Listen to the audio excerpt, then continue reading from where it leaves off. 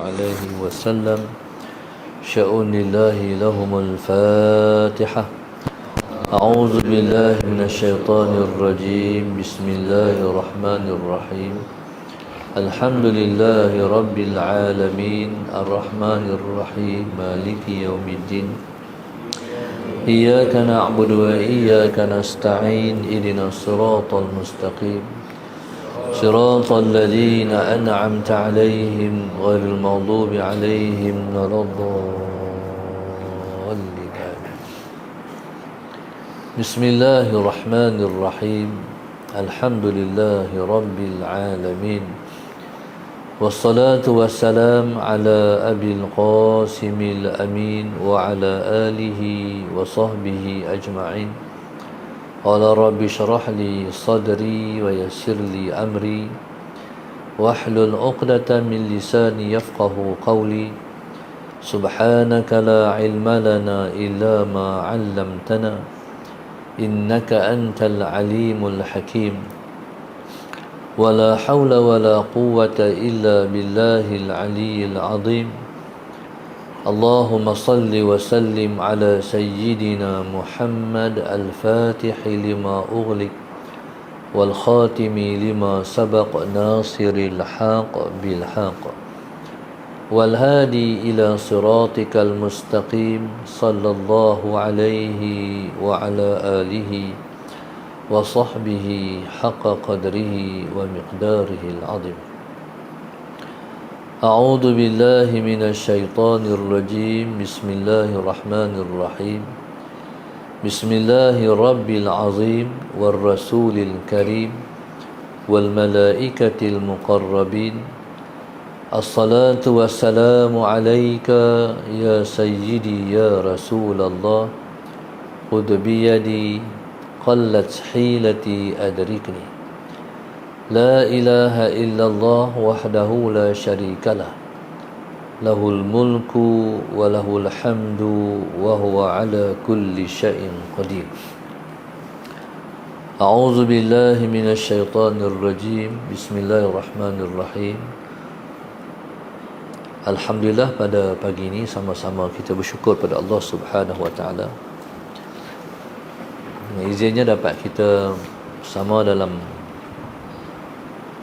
ruangan soal jawab.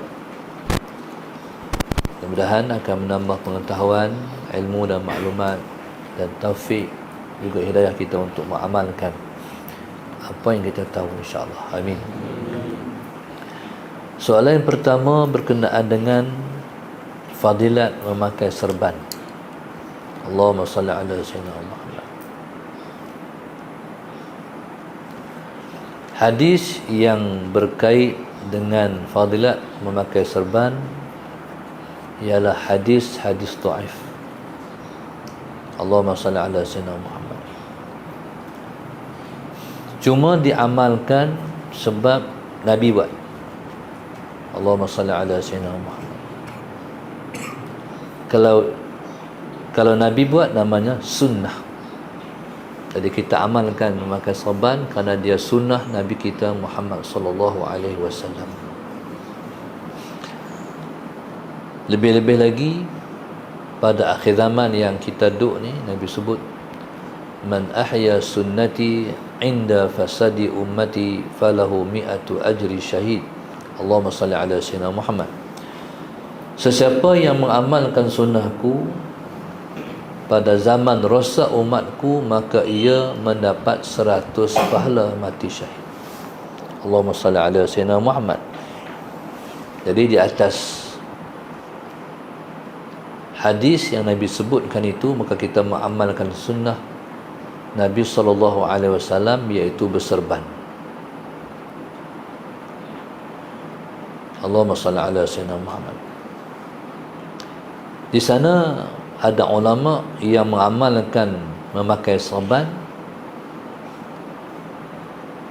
kerana di sana hadis-hadis dhaif itu yang berkaitan dengan serban telah dinaikkan tarafnya sebagai hadis hasan. Allahumma salli ala sayyidina Muhammad. Jadi Bila mana hadis itu dhaif, di antaranya dengan sebab rawi yang meriwayatkan hadis tersebut menjadikan hadis itu dhaif. Tetapi Allahumma salli ala sayyidina Muhammad, di sana ada jalan lain, ada turuk lain, ada sanad lain yang diterima oleh muhaddisin, maka hadis itu dinaikkan tarafnya daripada dhaif kepada hasan. Dan orang yang berjasa meneroka hadis-hadis dhaif dinaikkan menjadi hasan ialah al-Imam At-Tirmidzi rahimahullahu taala. Itulah jasa besar Imam Tirmidzi rahimahullah. Sebelum daripada itu, sebelum adanya penerokaan yang dibuat oleh Imam Tirmidzi, khususnya melalui kitabnya Sunan Tirmidzi rahimahullahu taala, Musa'ala Sayyidina Muhammad, hadis hanya terbahagi kepada sahih dan dhaif. Allahumma salli ala Sayyidina Muhammad. Jadi dalam pemahaman muhaddisin, hadis dhaif itu masih diamalkan dan diguna pakai, kecuali aliran yang lain yang bukan beraliran muhaddisin yang asalah saya yang menolak hadis-hadis dhaif. Kalau golongan ahli hadis yang betul, mereka tak menolak hadis dhaif. Hadis dhaif diamalkan dalam perkara fadail al-a'mal. Orang yang tak mengaji, orang tanya, sahih ke dhaif hadis tu? Ada hadis ke? Ada lah. Apa pendapat hadis tu? Dhaif lah. Ni orang tak erti, tak mengaji hadis. Kalau mengaji hadis, hadis itu tetap diguna pakai. Jadi Allahumma salli ala Sayyidina Muhammad, maka itulah Allahumma salli ala Sayyidina Muhammad jasa para ahli ulama, khususnya ahlul hadis. Setiap hadis yang martabatnya dhaif itu diangkat taraf, di-upgrade hadis itu supaya diamalkan terlebih-lebih lagi. Kalau diangkat menjadi hadis hasan, maka dia boleh diamalkan dalam permasalahan yang berkait dengan hukum. Kalau hadis dhaif tak diangkat menjadi hasan, maka dia kekal sebagai hadis dhaif dan tak boleh dijadikan hujjah dalam permasalahan hukum. Jadi hukum semua hadis hasan dan sahih. Dalam perkara fadail al-a'mal, maka para muhaddis tidak membuang hadis itu macam tu ya. Hadis itu diamalkan dalam fadail al-a'mal. Allahumma salli ala Sayyidina Muhammad. Imam Ahmad radhiyallahu taala anhu, Allahumma salli ala Sayyidina Muhammad, ialah di antara imam-imam mazhab, dan juga dia tergolong dalam al-hadis. Imam mazhab ni setengah-setengah orang salah faham. Setengah-setengah orang mengatakan mereka hanya alim dalam mazhab, tidak dalam ilmu hadis. Macam mana mereka nak menelurkan hukum kalau mereka tidak alim dalam masalah hadis? Tentulah mereka pakar dalam bidang hadis sehingga boleh membuahkan hukum, sebab hukum istimewa daripada Quran dan hadis. Allahumma salli ala Sayyidina Muhammad. Dan mereka memiliki autoriti, keupayaan dan keizinan daripada syara' untuk berijtihad dalam masalah-masalah hukum yang berkaitan dalam permasalahan hadis. Sebagai contoh, orang tak mengaji hadis, Allahumma salli ala Sayyidina Muhammad, cakap macam pandai, tapi sebenarnya tersalah dalam disiplin ilmu hadis. Contoh, orang kata, ada hadis ke? Awak tak pakai hadis? Ya, betul. Tetapi macam mana kalau ada dua hadis yang pada zahirnya bercanggah? Di situlah peranan ulama untuk membebaskan manusia daripada salah faham dan tak faham. Contoh, dalam hadis membaca Fatihah, Allahumma salli ala sayyidina Muhammad. Dalam hadis membaca Fatihah. Dalam satu hadis Nabi sebut la salata liman lam yaqra bi Fatihatil kitab. La salata berarti tak sah sembahyang orang tak baca Fatihatil kitab. Di sana Nabi sebut juga dalam satu hadis qiraatul imam qiraatun liman khalfah. Bacaan imam itu ialah bacaan untuk orang di belakangnya. Maksudnya siapa yang berimam dengan imam baca Fatihah, dia tak perlu baca Fatihah. Dia nak baca lah. Kalau ulama tak bebaskan isu ni, kita tak faham. Jadi subhanallah masalah Sayyidina Muhammad, dua hadis yang zahirnya bercanggah. Allahumma salli ala Sayyidina Muhammad. Maka ulama dalam mazhab Syafi'i mengambil hadis yang pertama, ulama dalam mazhab lain mengambil hadis yang kedua. Jadi ulama-ulama itu disebut dengan Syafi'iyah. Ulama Syafi'i mengambil hadis yang pertama, ulama-ulama lain mengambil hadis yang kedua. Contoh lain, Allahumma salli ala Sayyidina Muhammad. Contoh lain, isu batal wudu menyentuh perempuan. Ini bukan isu salam. Dia jangan menyamakan isu sentuh dengan salam. Salam hukumnya haram, tak boleh. Kalau ada hadis yang menyatakan Nabi pernah menyalam perempuan, datangkan. Mana ada? Tak ada. Cara pembaiatan para golongan nisa, orang perempuan zaman Rasulullah terhadap Rasulullah ialah dengan mengangkat tangan. Allahumma salli ala Sayyidina Muhammad. Jadi subhanallah, sehingga kan itu diamalkan secara kemas oleh para ahli ulama. Contoh, ketika mana ustazah nak terima tariqat Syatiriyah, atau bukan, tariqat Syatariyah daripada Pak Tih Haji Isa. Jadi Allahumma salli ala Sayyidina Muhammad, tengok macam mana cara nak amal. Apa ni, tasbih Pak Tih ni panjang besar. Dia pegang ujung ni, mana ustazah pegang ujung tu. Jadi komitmen dan konsisten dalam masalah berkait dengan tak boleh menyentuh, tak boleh menyalami orang perempuan.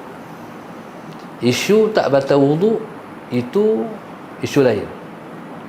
Allahumma salli ala Sayyidina Muhammad. Jadi menyentuh tu tetap tak boleh. Allahumma salli ala Sayyidina Muhammad, sehingga kan ia menjadi ketetapan dalam permasalahan berkenaan hukum. Salam umpama tak boleh. Allah Sayyidina Muhammad, hukumnya haram. Isu sentuh orang perempuan tak batal wuduk kalau tidak bersyahwat.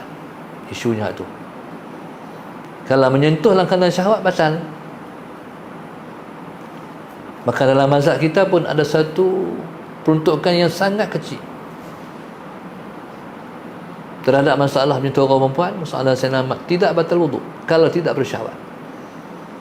Itu fatwa yang baru yang ditemui oleh Majlis Fatwa Kebangsaan, yang ditemui oleh Fatwa Haji.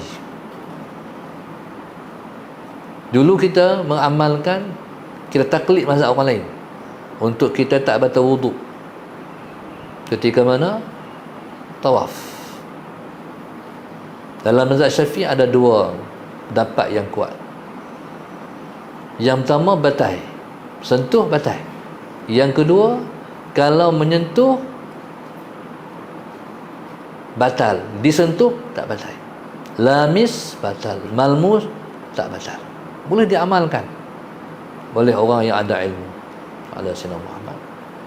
Jadi mungkin kita boleh amalkan pendapat yang kedua tu dalam keadaan terpaksa. Contoh, kita naik bas, Tengok waktu semayang solat Sayyidina Muhammad dah pun singkat. Allahumma salli ala Sayyidina Muhammad. Kalau kita ambil wuduk, jadi kita akan umpama jentuh kita pegang tali tu, dia pentuh tangan kita, jadi dia batal. Kita tak batal. Tu mazhab, pendapat yang kedua dalam mazhab Syafi'i. Tu diamalkan oleh guru saya di Mesir. Jadi kita boleh amalkan ketika mana keperluan kita mengamalkan. Okey. Kalau kita nak tak batal wuduk ketika darurat, contoh tutup lampu, contoh di Mekah. Jadi sebelum ini, Allahumma salli ala Sayyidina Muhammad, kita amalkan, kita taklid mazhab lain, tapi caranya kita mesti mengambil wuduk cara mazhab dia. Macam mana cara mengambil wuduk cara mazhab dia? Cara mengambil wuduk cara mazhab mereka ialah dengan kita mewajibkan sunat-sunat dalam mazhab tu. Kita mewajibkan sunat-sunat dalam mazhab kita. Contoh, ambil wuduk mazhab Syafi'i, kalau air mengalir di muka sudah cukup. Tapi mazhab lain dia kena gosok. Maka kita kena gosok. Tangan cukup sekadar air mengalir, dah cukup. Kalau kita nak bagi jadi 3 kali, celup dalam kolah, gerak 3 kali. Mazhab lain tak mencukupi, dia kena gosok. Gosoklah. Jadi gosok dalam mazhab Syafi'i itu hukumnya sunat, diwajibkan. Kepala ni masalah Sayyidina Muhammad, kita ambil ayam, kena 3 watt dah cukup. Hatta kalau kita pakai sugi pun memadai. Mazhab lain mereka kena keseluruhan rambut di kepala. Mazhab Syafi'i menyapu seluruh rambut hukumnya sunat, wajib kan? Allahumma salli ala Sayyidina Muhammad. Jadi begitulah kaki pun disunatkan. Kalau kaki jurus ya lah. Tapi bila mana wajibkan, gosok. Telinga pun sama. Jadi akhirnya bila kita turun pergi tawaf, masalah Sayyidina Muhammad, berutuh pun tak apa, tak berutuh pun tak apa, tak apalah. Ini kalau kita ada ilmu. Tak ada ilmu, jenuh, ambil wuduk. Masalah Sayyidina Muhammad. Sebab itu orang sediakan spray. Ini kalau tak amal keluar pada mazhab. Tapi sana ada kelonggaran yang ulama bagi. Jadi maknanya Allahumma salli ala Sayyidina Muhammad. Bahkan bila kita ambil wuduk di rumah, ambil wuduk macam tu. Pasal kita nak keluar daripada khilaf. Al-khuruj minal khilafi sunnah. Keluar daripada khilaf itu hukumnya sunat. Maknanya takut betul mazhab mereka. Sebab mereka berijtihad, ulama berijtihad. Jadi bila ijtihad, yang betul dapat 2, yang salah dapat 1. Jadi kita tu nak keluar daripada khilaf, sunat hukumnya. Maknanya kita keluar daripada khilaf itu sunnah. Jadi subhanallah, masalah Sayyidina Muhammad. Nah, itulah kelebihan mazhab. Ada masalah dalam mazhab ni, masalah. Jadi kita bertaklid kepada mazhab ni. Allahumma salli ala Sayyidina Muhammad. Tetapi hukumnya wajib bermazhab. Itu je. Ni sepakat ulama bahawasanya wajib bermazhab. Allahumma salli ala Sayyidina Muhammad. Lepas tu kalau kita nak taklid dalam masalah-masalah tertentu, boleh lah. Tapi kita Syafi'i. Tak pakai Syafi'i, nak pakai Hanafi, pakai Hanafi. Sallallahu Sayyidina Muhammad. Tak pakai Hanafi, nak pakai Hambali, pakai Hambali. Kalau dah alim, amai semua. Hari ni tahun ni saya mengisytiharkan, saya bermazhab Hanafi. Tapi di Malaysia ni Syafi'i. Kalau kita bersalahan dalam kita mengamalkan amalan harian, jadi isu, jadi masalah. Sebab tu ada seorang guru saya, dia asal bermazhab Hanafi, masalah Sayyidina Muhammad. Bila mai di Malaysia, masalah Sayyidina Muhammad, dia tetap dengan Hanafi, tapi duduk dalam masyarakat orang Melayu. Mailah tok guru dia daripada benua India. Bila tok guru dia main, soalan yang tok guru dia tanya, mazhab apa ni, Hanafi kah? Ya tok guru. Main Syafi'i. Duduk di pondok, bersalahan dengan masyarakat Melayu, masalah. Jadi bila mana dia mensiharkan bermazhab Syafi'i, maka orang Melayu merasakan dia sebahagian daripada orang Melayu sekalipun dia bukan orang Melayu.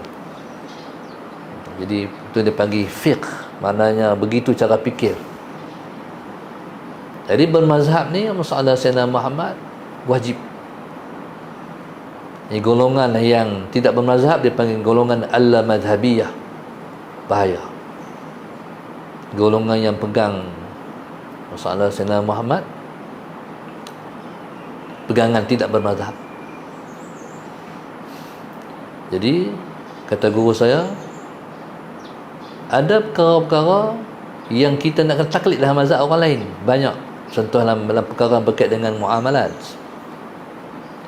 Tapi dalam perkara ibadat konsisten mazhab Syafi'i, kecuali dalam isu-isu terpencil macam tadi. Allahumma salli ala sayyidina Muhammad. Jadi contoh dalam perkara zakat. Zakat, kerajaan kita beramal ataupun Allahumma salli ala sayyidina Muhammad, berpegang dengan bagi duit. Bagi duit tu bukan mazhab kita, mazhab orang lain. Soalan Sayyidina Muhammad. Jadi pasal apa? Sebab manfaatnya lebih banyak dalam isu, dalam situasi terkini. Dulu mungkin Allahumma salli ala sayyidina Muhammad sesuai diamalkan dulu, tapi sekarang orang lebih mengutamakan duit daripada beras. Contoh seorang tok guru masalah Sayyidina Muhammad, orang bagi zakat, penuh di rumah dia dengan beras. Takkan nak makan nasi sehari 10 kilo. Ya, akhirnya beras naik apa? Naik bubuk. Jadi masalah Sayyidina Muhammad kalau macam tu di antara poin yang mengatakan yang mengatakan bahwasanya manfaat memberi duit dalam perkara zakat itu lebih banyak manfaat. Allahumma salli ala sayyidina Muhammad. Jadi kita ni kena mengaji dan kena duduk di tempat golongan ahli sunnah wal jamaah. Kalau kita tak duduk dalam kelompok ni, maka kita akan menyanggahi masyarakat yang besar. Kita akan mencanggahi masyarakat yang besar. Dan bila mana kita bercanggah dengan masyarakat yang besar, ketika itu masalah Sayyidina Muhammad, dakwah kita akan ditolak oleh orang. Jadi dalam masalah berkaitan dengan hadis perkara sahabat, hadis dhaif, tapi diamalkan oleh ahlul hadis. Imam Ahmad di antaranya, dia beramal dengan hadis dhaif dan meletakkan hadis dhaif selepas fatwa sahabat, dan meletakkan hadis dhaif itu ialah selepas fatwa sahabat. Maknanya kalau ada sahabat yang berfatwa dalam masalah hukum, hadis dhaif diamalkan lepas daripada fatwa sahabat. Allahumma salli ala sayyidina Muhammad.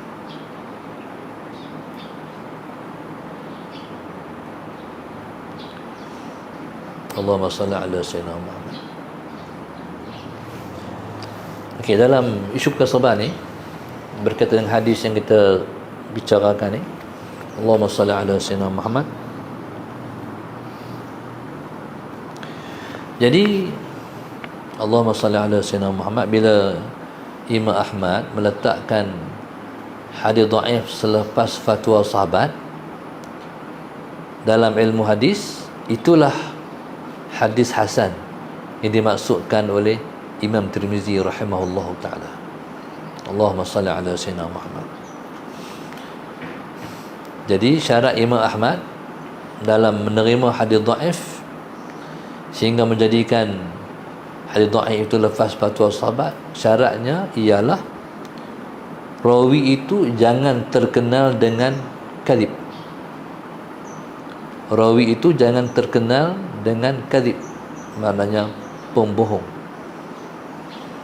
Dalam ilmu hadis jadi ada satu ilmu yang dipanggil ilmu jarh wa ta'dil. Ilmu al-jarh wa ta'dil. Jarh mencederakan, ta'dil mengadilkan. Jadi siapa-siapa yang terlibat zaman dulu, siapa-siapa yang dia berkecimpung dengan ilmu hadis, dia kena redha dia ditajrih oleh orang lain untuk dikata pembohong, kadzub dan sebagainya. Jadi subhanallah, masalah Sayyidina Muhammad, cuma hari ni tak ada dah. Hari ni tak ada isu rawi macam dulu. Ilmu hadis dah selesai, tak ada dah. Dulu kalau siapa nak dapatkan ilmu hadis, kepiah pun kena pakai. Kalau tidak, dia dikira tak siqah. Hadis yang ditolak sebab kepiah tak pakai. Daripada situ masalah Sayyidina Muhammad, ambilan ulama mestilah ada kepiah atas kepala untuk dia menyampaikan ilmu dan ilmunya siqah, dipercayakan. Tapi siqah ni pula masalah Sayyidina Muhammad, dia tidak tetap mesti kena pakai kepiah baru siqah. Dia tengok tempat juga. Kalau di Malaysia pergi mengajar malam lepas maghrib tak pakai kepiah, orang pelik tak? Apa ni? Ustaz lupa kepiah Ustaz. Malaysia pelik. Tapi di Mesir tidak. Di Mesir orang ulama Mesir alim 4 mazhab, tambah lagi satu mazhab Syiah. Alim. Tapi kepiah tak pakai. Orang Mesir pun tak kisah. Jadi di Mesir tak pakai kepiah, hukumnya tak apa. Tapi di Malaysia kena pakai. Allahumma salli ala sayyidina Muhammad. Itu dipanggil thiqah. Kalau contoh dulu zaman kami budak-budak, setiap orang nak baca khutbah dia kena pakai baju tu, baju hak Arab tu, tangan sekerat tu. Siapa nak baca khutbah, jadi Tok Bilal tu dia akan pegang satu tongkat, yang kedua dia pegang baju tu. Bila naik baca khutbah masalah Sayyidina Muhammad, Tok Khatib sandak tongkat, lepas tu dia sarung baju tu. Kau panggil baju apa? Abaya ke? Jadi kalaulah di masjid tu pasien macam tu, kita pergi di khatib tak baca, kita pergi di khatib tak pakai baju tu, jatuh thiqah kita. Thiqah dia kena jaga. Sebab tu jadi tok guru, jadi ulama, kena jaga thiqah. Thiqah ni kepercayaan orang untuk menerima ilmu kita. Contoh, tok guru makan di kedai, sallallahu alaihi wasallam Muhammad. Bila orang tengok, lah, tok guru makan di kedai juga tu, thiqah jatuh.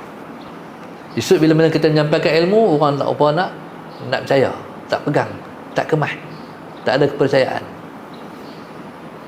Allahumma salli ala sayyidina Muhammad. Suatu ilmu ni dia kena jaga. Tok guru tak boleh buat, biar orang awam buat.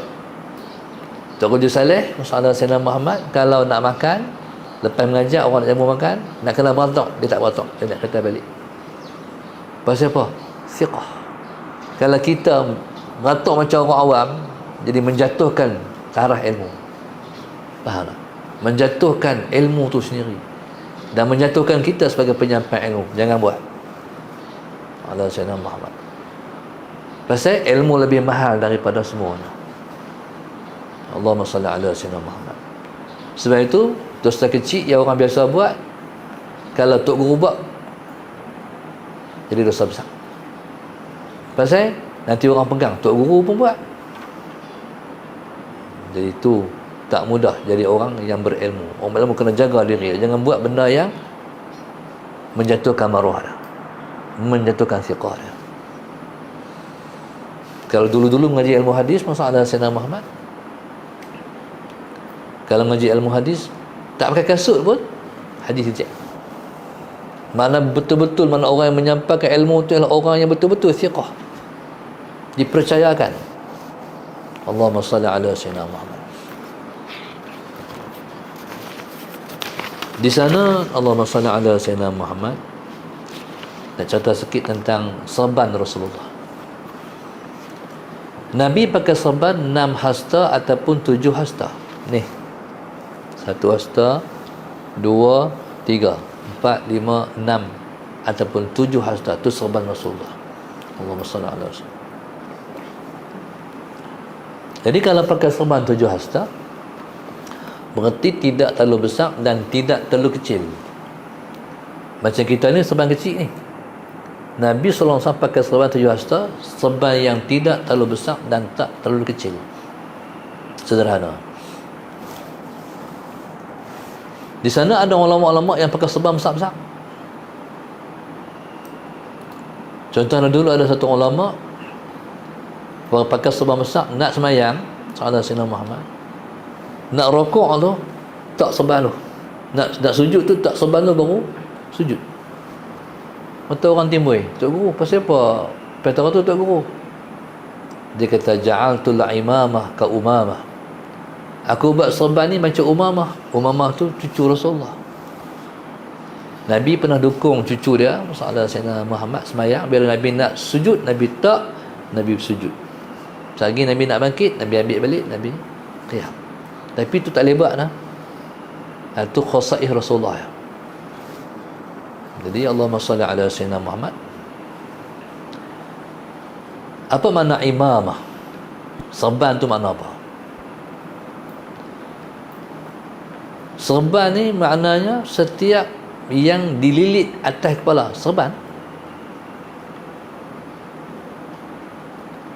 apa? Orang kata semuta. Orang kampung kita kata kin sebai. Orang kata kin sebai. Buh atau buh, sagi diikat. Diikat. Itu serban tu. Sallallahu alaihi wasallam.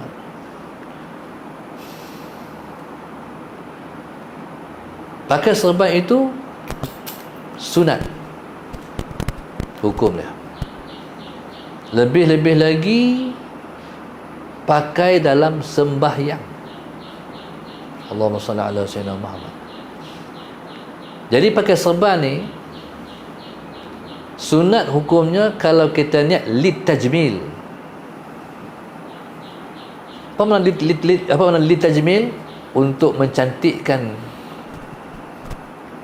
mencantikkan kita. Kerana perserban tu umpama perhiasan orang lelaki. Tak pakai serban boleh. Pakai serban baru nampak lawa, baru nampak comel. Niat litajmil. Sebab Allah suka kepada yang indah. Sallallahu alaihi Muhammad. Lepas tu saya banyak kali mengijazahkan ijazah serban. Kadang-kadang orang-orang besar-besar agaklah, bos-bos ni, belum pakai serban nampak biasa, bobo serban amboi bangkit seri dia. Orang pun kata amboi lawa noh, tu serban. Sallallahu alaihi Muhammad. Jadi Allahumma salli ala Sayyidina Muhammad, sampaikan Allahumma salli ala Sayyidina. Dan satu hadis Nabi sebut, ta'ammamu tazdadu jamalan. Pakailah serban menambahkan kamu cantik. Allahumma salli ala Sayyidina Muhammad. Ta'ammamu tazdadu jamalan. Pakailah serban menambahkan kamu cantik, kata Rasulullah sallallahu alaihi wasallam. Nabi kita sallallahu alaihi wasallam masuk dalam pembukaan Mekah, Nabi pakai imamatan sauda, serban warna hitam. Jadi para ulama mengistimewakan kalau perang pakai serban hitam. Demikian juga dilihat oleh Abu Sufyan radhiyallahu anhu pada ketika dia masih lagi belum Islam. Ketika perang Badar, dia tengok orang pakai jubah, orang pakai serban hitam berperang dalam perang Badar. Mana ada para sahabat semua serban putih, serban hitam itu dipakai oleh para malaikat. Allahumma salli ala sayyidina Muhammad. Pakai serban pula, kalau pakai Allahumma salli ala sayyidina Muhammad, bagi ada ekor. Riwayat daripada Ibnu Umar, Nabi sebut, riwayat daripada Ibnu Umar disebut, kana Nabi sallallahu alaihi wasallam idza tamma saddala imamatahu baina katifaihi. Nabi sallallahu alaihi wasallam kalau pakai serban, Nabi akan Allahumma salli ala sayyidina Muhammad, Nabi akan meletakkan ekor serban tu di antara baina katifai. Mana tak tengah tu hukumnya kita mengikut akan sunnah Rasulullah sallallahu alaihi wasallam. Bagi orang yang mengamalkan masalah sayyidina Muhammad, pakai serban ada ekor, bagi ulama yang mengatakan sunat pakai serban itu ada ekor, mengatakan memakai serban tak ada ekor itu hukumnya makruh. Allahumma salli ala sayyidina Muhammad. Walaupun di sana ada ulama soal sayyidina Muhammad yang memakai serban tanpa ekor. Contoh macam ulama Azhar.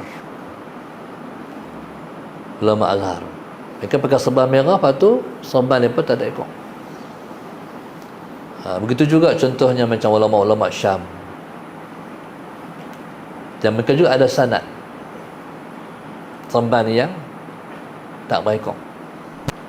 Macam dengan apa mari Habib Muhammad Ali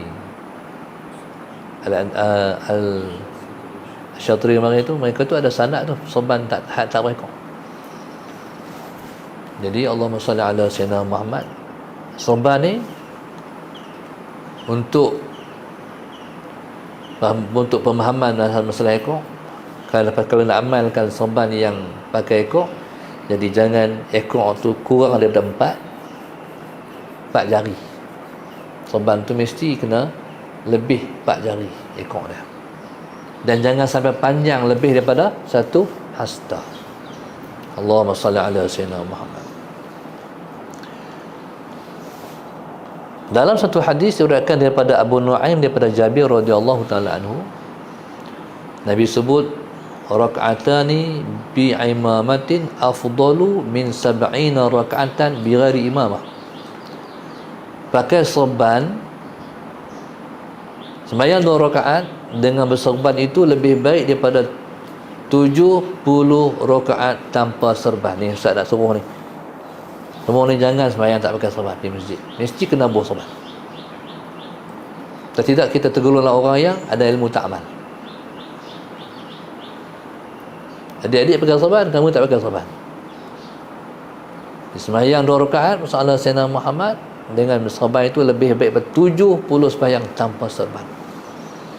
Allahumma salli ala sayyidina Muhammad.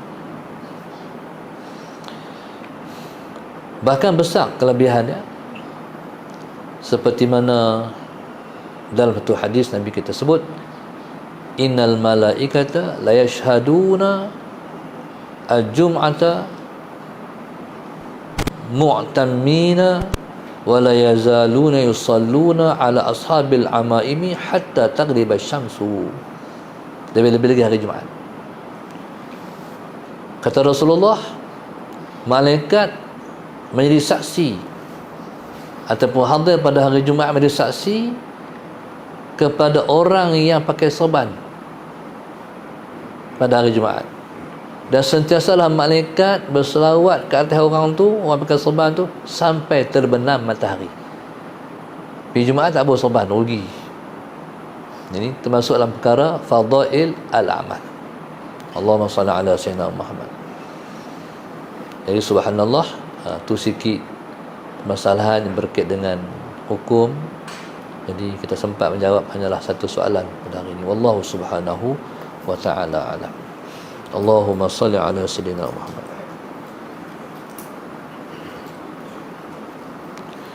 Pelajar kita pada pagi ini ialah Guru Infak Darasah 1, 3, 5, 6, 8, 10, 11, 12, 13, 14, 15, 16, 18, 19, 20, 21, 22, 23, 24, 25, 26. Muhammad bin Darasah seluruh Malaysia, Nazar Keluarga, Suji sekeluarga Abdul Samad, Rozani Nasruddin, Muhammad Satria Budiman, Asiza KL, Haji Zalizan Rozita sekeluarga Taman Masyuri, Umi sekeluarga Amangan Haid Sayang Ummah, Nur Aini Nur Aini dan Rozaimi Melaka, Umi suami sekeluarga Amangan Haid, Nur Halinda Husin, Muhammad Saleh dan Hasiza Piara, Rozita dan keluarga Shah Alam, Siti Aisyah Ismail Sungai Petani, hamba Allah Shah Alam, Nurul Nadia Abdullah Sungai Besi KL. Kita doakan insya-Allah Allah sembuhkan kita semua daripada penyakit zahir dan penyakit batin. Allah angkat kedudukan kita ke sisinya, Allah mudahkan kita beramal-amal yang soleh. Allah jadikan kita sebaik-baik hamba Dia. Allah jadikan kita pilihan hamba-hamba yang terbaik. Allah jadikan keluarga kita keluarga yang bahagia di dunia, bahagia di akhirat. Amin ya rabbal alamin. Rabbana zalamna anfusana wa illam taghfir wa tarhamna lanakunanna minal khasirin. Rabbana atina fid dunya hasanah wa fil akhirati hasanah wa qina adzabannar. Rasulullah alaihi wasallam. Alhamdulillah rabbil alamin. Subhanakallahumma wa ta'ala astaghfiruka wa atubu ilaik.